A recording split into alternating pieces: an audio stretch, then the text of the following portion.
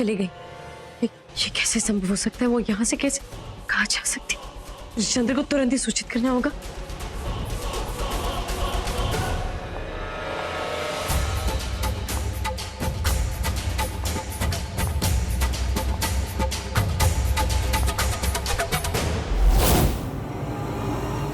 कौन हो सकता है? आखिर कौन है जो हम पर नजर रख रहा है? चंद्र, चंद्र, क्या हुआ नंदिनी, तुम इतनी घबराई हुई क्यों? चंद्र, वो छाया। क्या हुआ छाया को? चंद्र, मैं छाया के कक्ष से आ रही हूँ। मैं छाया को औषधि देने गई थी, मेरे तो छाया के कक्ष में नहीं है। चंद्र, ये कैसी बातें कर रहे हो नंदिनी? छाया तो अच्छी अवस्था में है, वो कहाँ जा सकती है? मेरा विश्वास करो, वो अपने कक्ष में नहीं है। चंद्र, नंदिनी, हो सकता है कि तुम्हें कोई भ्रम हुआ हो। चंद्र, केवल एक बार के लिए, केवल एक बार मेरी बात पर विश्वास करके चंद्र देख लो। मेरे हृदय बहुत घबरा रहा है। यदि वो किसी संकट में हुई तो आओ मेरे साथ। चंद्र, तुम स्वयं चलकर देख लो। चलो, मैं बहुत चिंतित हूँ। आओ आओ चंद्र, तुम स्वयं ही देख लो कि छाया यहाँ पे नहीं है। यही तो है।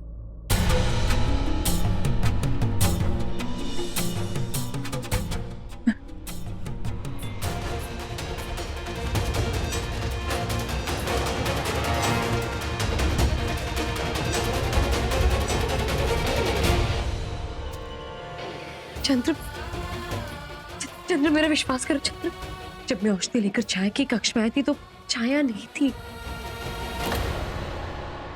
देखो नंदिनी, मुझे लगता है कि आजकल जो रात भर में तुषार की जब देखभाल कर रही हो उसके कारण हो सकता है तुम्हारी निद्रा पूरी ना हुई हो और उसी कारण तुम्हें भ्रम हो रहा है। मेरा सुझाव होगा, जाओ और कुछ देर के लिए सो जाओ। रही बात छाया की, तो मैं छाया का ध्यान रख लूंगा। औषधि पिलानी है ना, मैं पिला दूंगा। तुम जाओ।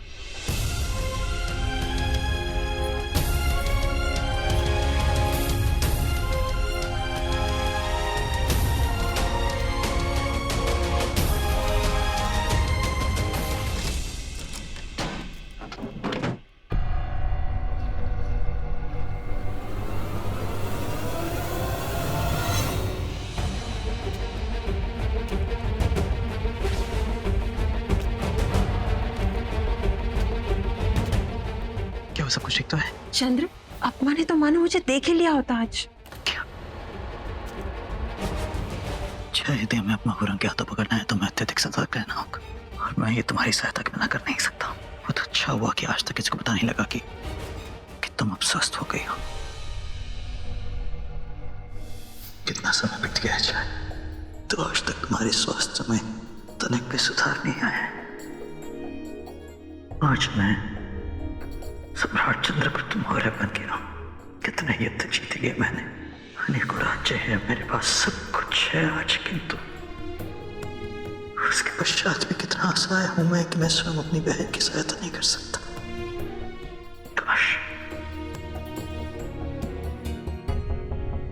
काश मैं तुम्हारी सहायता कर पाता।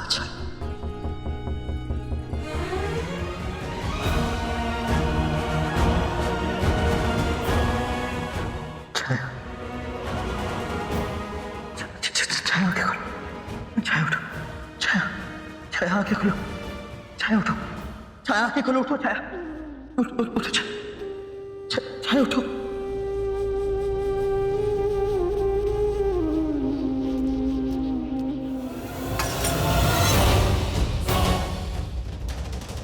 छाया, छाया, छाया आंखें खोलो। छाया उठो।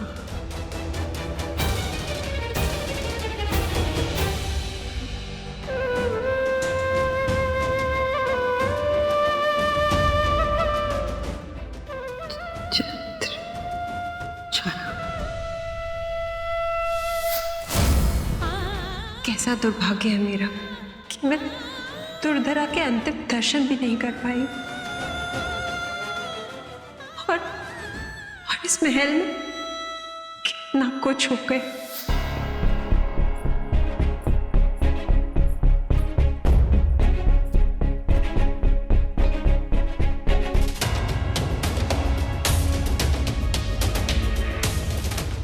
नंदिनी असत्य नहीं कह रही है। मैं जानती हूँ कि उसने दुर्धरा की हत्या नहीं की है। कहीं ऐसा तो नहीं कि ये लोग हमारा ये राज जानते हैं कि दुर्धरा को आपने मारा है और वो नहीं, उन्हें ये बात कभी मालूम नहीं पड़ेगी। मैं तुम्हारी ही प्रतीक्षा कर रहा था। कहो क्या सूचना लाया? नंदिनी ने दुर्धरा की हत्या नहीं की और इसके पश्चात भी उसे दंडित कर उस पर इतना बड़ा आरोप लगाकर कितना बड़ा अपराध किया है मैंने, ऐसा अपराध जिसकी मैं कभी कल्पना भी नहीं कर सकता था। मेरे कारण नंदिनी ने कितना कुछ सहा है, कितना अब और नहीं। अब मैं सब कुछ ठीक कर दूंगा और उसमें मुझे तुम्हारी सहायता की आवश्यकता है। तो करोगे ना तुम्हारी सहायता? मुझे क्या करना होगा? अच्छा, तुम्हें केवल इतना करना है कि ये बात कि तुम स्वस्थ हो गई हो ये केवल हमारे बीच रहनी चाहिए, हमारे अतिरिक्त ये किसी और को पता नहीं लगनी चाहिए। तुम्हें सबको केवल यही जताना है कि तुम अब भी अचेत अवस्था में हो और उसी झूठ की आड़ में तुम्हें महल में हो रही गतिविधियों पर अपनी दृष्टि बनाए रखनी है और महल में जो कुछ हो रहा है उस बात की सूचना मुझ तक पहुंचानी है, क्योंकि मैं जानता हूं कि जिस किसी ने भी दुर्धरा की हत्या की है वो अब भी इसी महल में। चंद्र, मैं अवश्य करूंगी तुम्हारे लिए और नंदिनी के लिए। मैं तुम्हारी सहायता करूंगी।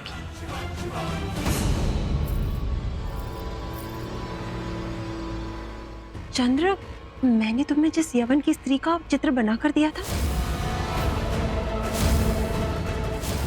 अपमा ने आज उस स्त्री के साथ भेंट की। भेंट का कारण तो मैं पता नहीं लगा पाई, परंतु वो स्त्री अपमा को कुछ देना चाहती थी। जब तक मैं पता लगाती, अपमा को मेरे वहां होने का आभास हो गया।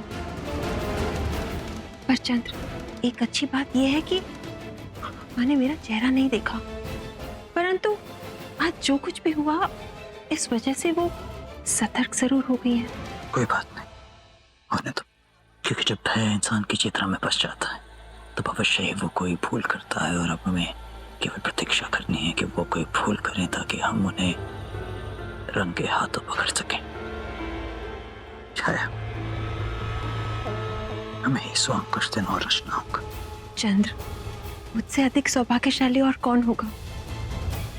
मैं तुम्हारे और नंदिनी के लिए ये अवश्य करूंगी।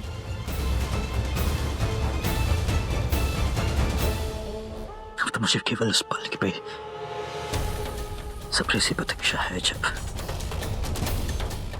मैं अपमा की वास्तविकता सबके समक्ष लेकर आऊंगा और उसने मेरी दुर्धरा के साथ जो किया है उस हर एक नाइट, उस हर एक पीड़ा का प्रतिशोध मैं उससे लूंगा।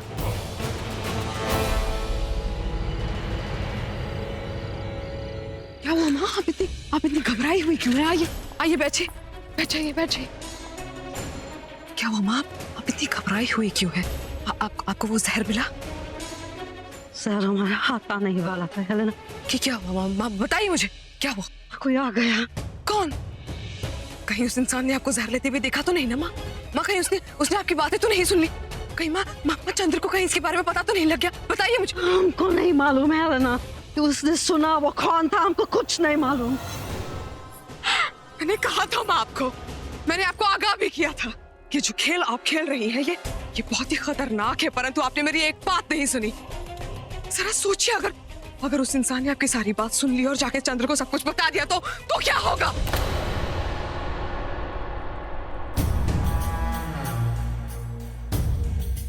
इतना खतरा तो उठाना ही पड़ेगा हेलेना। कोई हमारे साथ खेल खेल रहा है, खेलने दो, हम भी खेलेंगे, पूरी शिद्दत के साथ खेलेंगे हेलेना। और क्या कहते हैं ना हेलेना, मोहब्बत और जंग में सब कुछ जायज है। इतना नहीं कर सकती? मोहब्बत में तो लोग क्या क्या नहीं करते हैं हेलेना, आग से गुजरते हैं, 7 दरिया पार करते हैं। तुम इतना नहीं कर सकती? घबराओ मत, किसी को कुछ पता नहीं चलेगा। और वैसे भी हम क्या कर रहे हैं? नंदिनी का एक छोटा सा कत्ल ही तो कर रहे हैं हम चंद्र को पाने के लिए।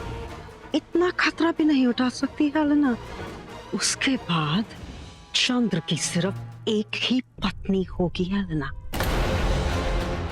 तुम सिर्फ उस पर अपना ध्यान रखो, नंदिनी को हमारे लिए छोड़ दो। और महल में जो हमारा पीछा कर रहा है उस तक तो हम पहुंच ही जाएंगे।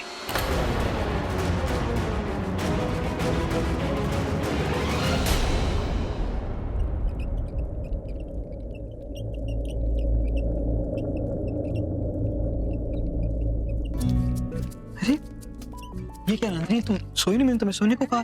कैसे विश्राम कर सकती हूँ? बिंदुसार अभी भी जग रहा है, देखो। तो क्या हुआ, मैं हूं ना उसका पिता, उसका ध्यान रखने के लिए। तुम जाओ ना, सो जाओ जाओ। और यदि बिंदुसार रोने लगेगा तो क्या उसे अपनी गोद में लेकर मैं उसके साथ खेलना शुरू कर दूंगा, है ना बिंदुसार? अच्छा, खेले से हो जाता है?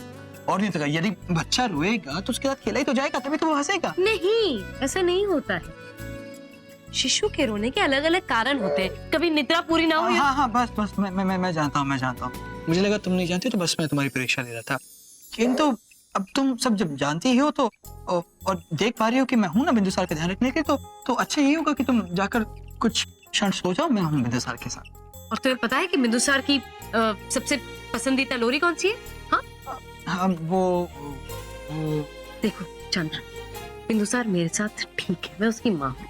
हाँ, किंतु वो मेरे साथ भी ठीक रहेगा ना, मैं हूं ना उसका पिता, मैं ध्यान रख लूंगा ना उसका। चंद्र, कोई आवश्यकता नहीं, मैं उसकी माँ हूँ ना उसके साथ। तो क्या हुआ, पिता भी तो ध्यान रख सकता है ना बच्चे का, मैं रख लूंगा ध्यान उसका। चंद्र, मैं बोल रही हूँ ना, बिंदुसार अपनी माँ के साथ ठीक है।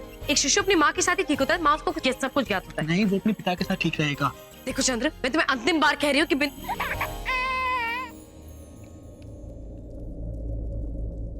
अरे बिंदुसार, तनिक पिता के पास हो। बिंदुसार, तुम ही बता दो कि तुम सम्राट चंद्रगुप्त मौर्य के पुत्र हो ना, है ना? हाँ। अरे चंद्र, बोला।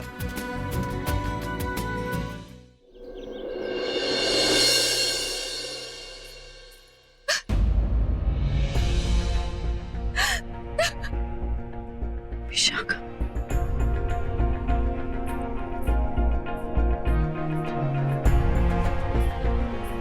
विशाखा, क्या बात है विशाखा, तुम रो क्यों रही हो? सब कुछ कुशल तो है ना? तुम क्यों रो रही हो, बताओ मुझे। नंदिनी, आज मुझे मेरे माता पिता की बहुत याद आ रही है। जब भी आंखें बंद करती हूँ तो हृदय दहलाने वाला दृश्य मेरी आंखों के सम्मुख नृत्य करता दिखाई देता है। जब भी मैं सोने का प्रयास करती हूँ तो मेरे सारे स्वप्न रक्त में सने हुए नजर आते हैं। जब भी भोजन करने का प्रयास करती हूँ तो बर्तनों में मुझे रक्त भरा हुआ दिखाई देता है। नंदिनी, कैसे इस दुर्घटना को भुलाऊं नंदिनी?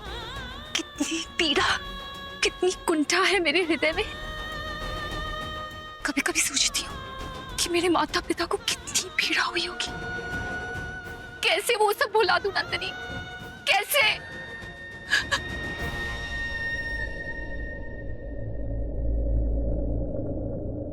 मुझे मेरे माता पिता की मौत का प्रतिशोध लेना है। नहीं ज्ञात कि कैसे। नंदिनी, नंदिनी तुम मेरी सहायता करो ना, मुझे बताओ मैं क्या करूं। नंदिनी, मेरा मार्गदर्शन करो। मुझे मेरे माता पिता की मौत का प्रतिशोध किसी भी परिस्थिति में लेना है। बताओ नंदिनी, ये कष्ट, ये पीड़ा मेरे जीवन से कैसे कम करूं मैं? मेरा मार्गदर्शन करो।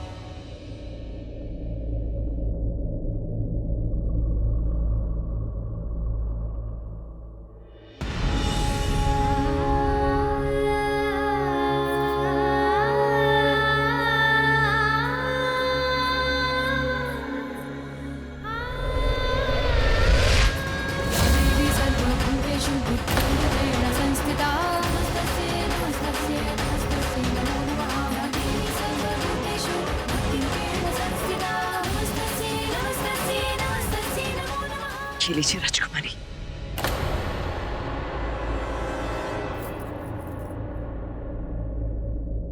और काट दीजिए मेरा सर।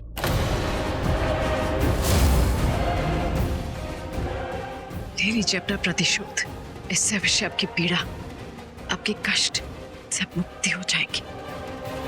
क्योंकि मैं उसी मां पद्मानंद की पुत्री हूं जिसने आपको इतनी पीड़ा दी है।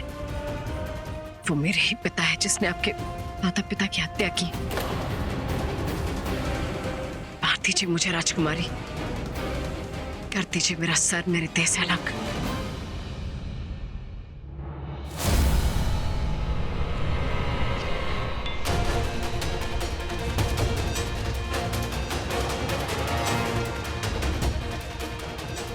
ले लो मेरे प्राण विशाखा, पूरा कर लो अपना प्रतिशोध। विश्वास करो मुझे तनिक भी पीड़ा नहीं होगी। ये जानकर कि मेरे प्राण जाने से तुम्हारी पीड़ा से तुम्हें मुक्ति मिलेगी, मैं प्रसन्नता से अपने प्राण दे दूंगी। कर लो अपना प्रतिशोध पूरा, मेरा सर मेरे देह से अलग कर दो। अंतिम काल माता पिता के कर्मों का दंड बच्चे ही तो भुगतते। कर दो मेरा अंत, काट दो मेरा सर। तो पाप जिसने किया है दंड भी उसे भुगतना होगा।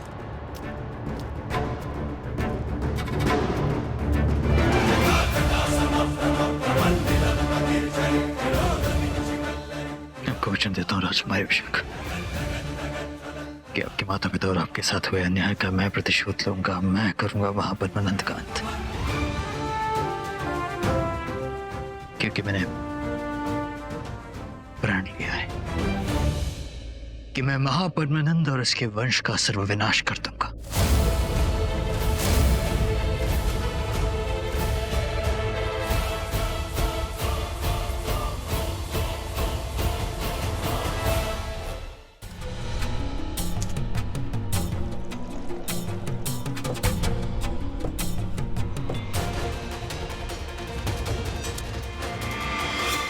सारी तैयारियां हो गई?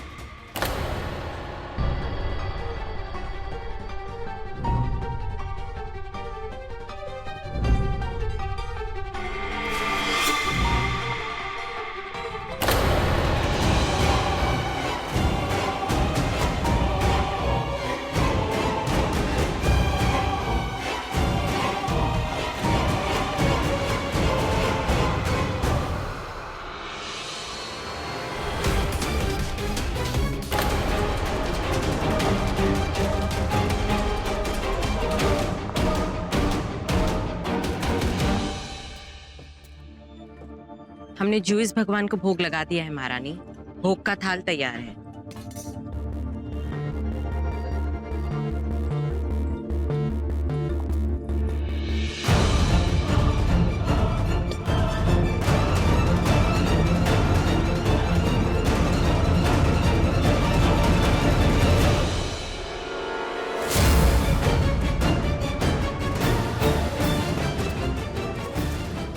ये प्रसाद राज परिवार को ले दे,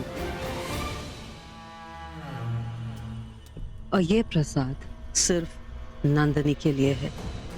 याद रहे, ये प्रसाद सिर्फ और सिर्फ नंदनी खाएगी।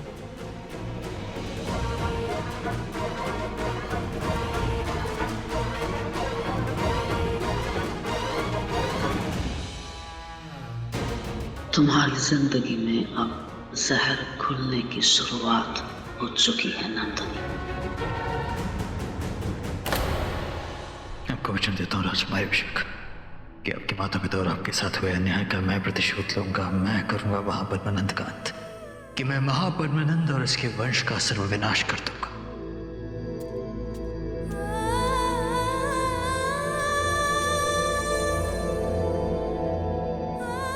मैं समझ सकता हूँ नंदनी कि तुम्हें मेरी बात का बुरा लगा होगा, और इसी कारण तुम वहां सबको छोड़कर यहाँ आ गए। समझ सकता हूँ कि कोई भी पुत्री नहीं चाहेगी कि उसके पिता की मृत्यु हो, फिर चाहे पिता ने कितना ही बुरे कर्म क्यों ना किया, किंतु मुझे ये करना होगा नंदनी। नहीं चंद्र, ऐसी कोई बात नहीं है। मैं अपने पिता महाराज से पूर्व मगध की इस मिट्टी की पुत्री हूँ, और जो भी मेरी मातृभूमि के साथ अपराध करेगा, अन्याय करेगा, उसे अवश्य ही दंड मिलना चाहिए, चाहे वो व्यक्ति कोई अपना ही क्यों ना हो।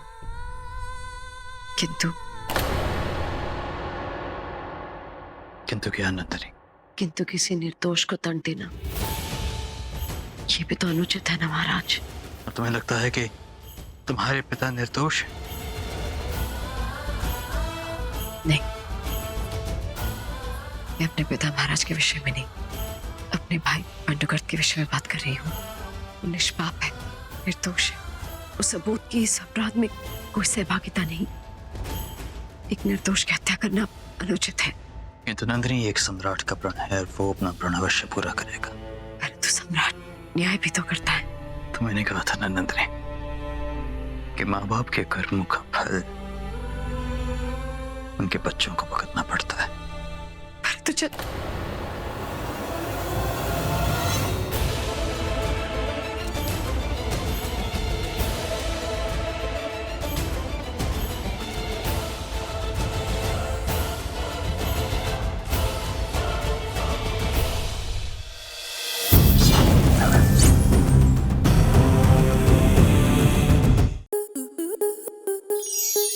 स्टार प्लस के ऐसे ही और बेहतरीन लम्हे देखने के लिए सब्सक्राइब करें हमारे YouTube चैनल को।